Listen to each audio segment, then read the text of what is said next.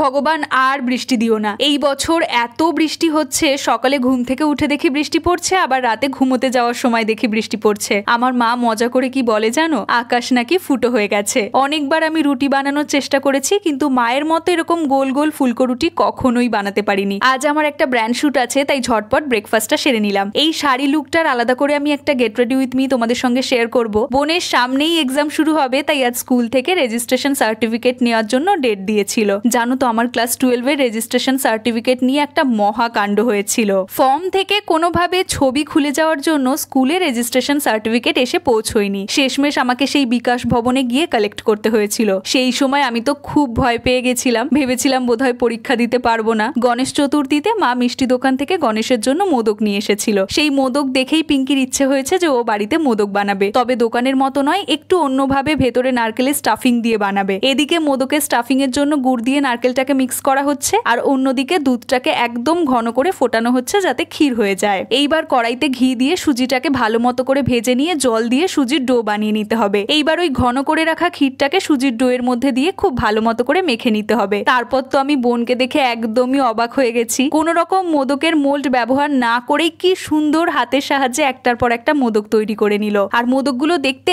এত কিউট লাগছে, আমি তো বাড়িতে প্রথমবার মোদক বানানো দেখলাম। চলো আজ তাহলে আসি, দেখা হচ্ছে তোমাদের সঙ্গে পরের ব্লগে। বাই।